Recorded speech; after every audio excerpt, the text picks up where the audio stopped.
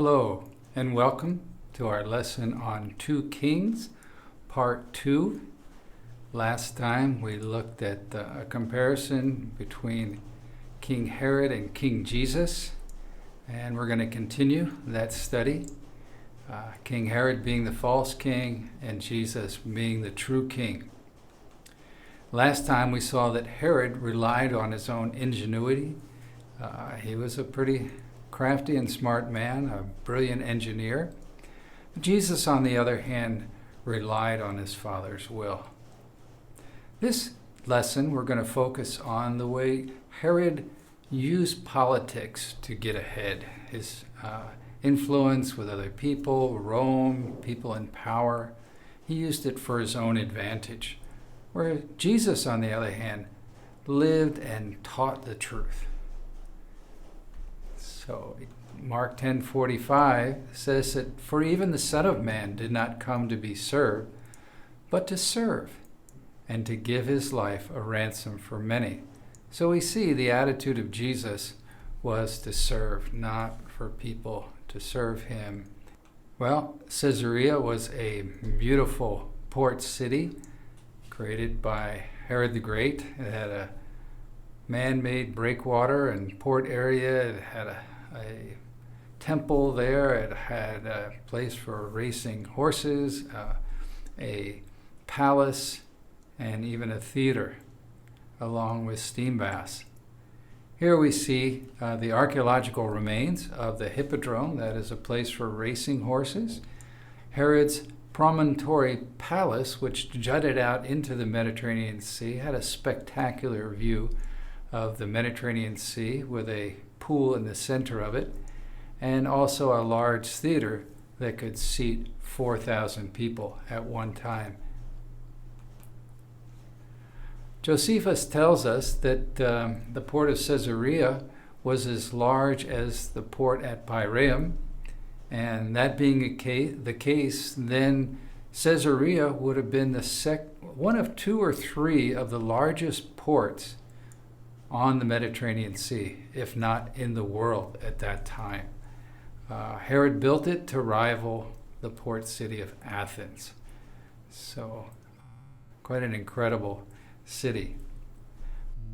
Caesarea was the official residence of the Roman prefect after AD 6, and after AD 70, it was the capital of the Roman province of Judea.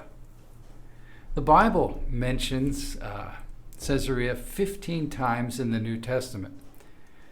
In connection with Philip, after his encounter with the Ethiopian eunuch, Philip goes up to Caesarea. Cornelius came to faith at Caesarea. Paul used Caesarea as his entry point as he came in from his 2nd and 3rd missionary journeys.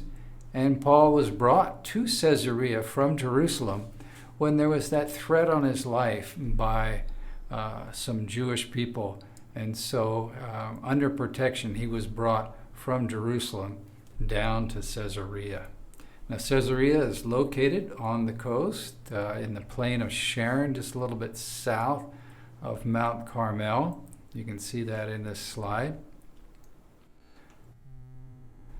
But there were some problems for Herod to build a port here at Caesarea. 3 major problems, in fact. One being no protection from waves. The waves can get quite large on the Mediterranean Sea. Storms can build up, so ships need a safe place to harbor. Secondly, there was a silting problem. The natural currents from the south would bring up silt as far away as Egypt. And even if you had a breakwater in a port, the problem is it would get filled up with silt, and before long ships could not enter anymore due to the shallow depth there. And thirdly, the problem of the lack of fresh water, especially for a huge city that Herod intended. But Herod was able to overcome all 3 of those obstacles. Let's look at the first one, the problem of the waves. Herod built a breakwater there at Caesarea. because as we see in this picture, Israel really doesn't have a coastline that's conducive for harbors. There's one point in the north near modern-day Haifa and ancient Akko where there was a port, but really the geography was such that there was very few places that were suitable for harbors. So Herod had to build his own harbor. Here we can see in this model Israel, just in that place where the mountains come out to the sea, just north of that is a possible location for a harbor. Well, Herod built his own breakwater, put large stones down so that the ships could be protected within that harbor. In this diagram, in gray, we see the foundation stones that are underwater to this day from Herod's breakwater. Now, if we compare that to the kind of brownish orange color of the modern breakwater, we see that Herod's breakwater was much, much larger than the one we see today. Those stones are underneath the water. Here in this slide, we can see those stones underneath the water in this aerial picture, and you can see the more modern breakwater there, but that's dwarfed by the dark areas that indicate the original walls of Herod's breakwater, and you can see that narrow slit where the ships could enter at the bottom left-hand side of our slide. So how was he able to do this, build this huge breakwater? Well, they would have these forms that they would fill up with a special type of concrete, hydraulic concrete. That is concrete that could harden underwater. And that was quite an advanced technology at the time. In fact, it required a very special ingredient, volcanic ash, which Herod imported from Italy. So these concrete blocks were made and then lowered down into the sea, block by block. Here we see a diver with a meter stick next to one of these blocks. This is a smaller one, and some of the larger ones were 15 meters long, 6 meters wide, and 3 meters high. So it was quite an impressive breakwater that Herod built there at Caesarea. Well, the second problem was the silting up of the harbor, the natural currents. So Herod designed a special sluice system that would kind of flush out that silt on a periodic basis. And it even had a secondary benefit. It kind of took the natural waste or the waste from the people there at Caesarea. So he developed this kind of flushing system at Caesarea. The third problem was the lack of fresh water.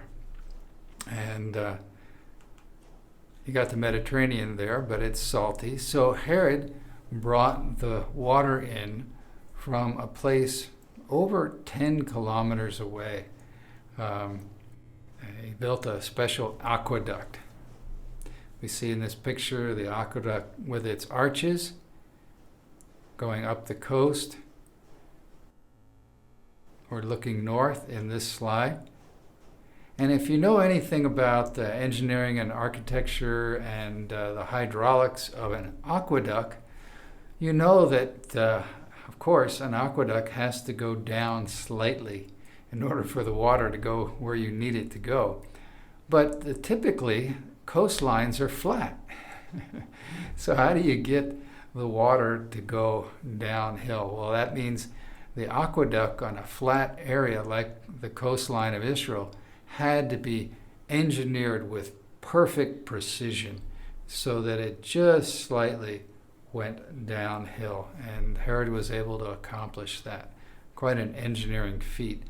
So that water was brought from the area up near Mount Carmel. Fresh water was brought in through Herod's aqueduct. In this slide, you see Herod's aqueduct on the right and a 5th century aqueduct on the left that was added because they even had a greater need for water in the 5th century for the city of Caesarea. Well, we've seen in the past that Herod has a fondness for luxuriant living. Everything he did was 5-star, and it was done to impress his guests with the ulterior motive of wanting to get ahead. So he wanted people to be impressed with him so they would get behind him, and support his career. And we saw at Masada, that desert fortress there in the Jordan Valley, where it's barren, dry, hot. He has not only one palace, but a 3-level palace with steam baths and swimming pools, and even had a large palace there that could accommodate 1,000 guests at one time. So fully equipped there at Masada for luxurious living. Well, Jude 16 warns us that they speak arrogantly, flattering people for the sake of gaining an advantage. And this should be a warning to all of us, a warning that Herod really didn't heed. He loved to flatter his guests and loved to be flattered himself, actually. We saw when we looked at New Testament Jericho, Herod's winter residence, because he didn't like the cold up in Jerusalem. He built a palace, several palaces there along both sides of the Wadi Kilt, with swimming pools and steam baths and the whole works, rooms for entertaining guests, dining rooms, fully equipped there, New Testament Jericho. And then his palace in Jerusalem, which Josephus describes with superlatives, how there were decorations there from all over the world. And it was just a spectacular palace there in Jerusalem. Well, at Caesarea, Herod equipped it in his typical luxuriant fashion, fully equipped. And what I'd like you to notice in this slide, where it says palace, there's a piece of land there that juts out, and that's where Herod's promontory palace was located. And it was a beautiful palace, and it even had a pool in the center of it.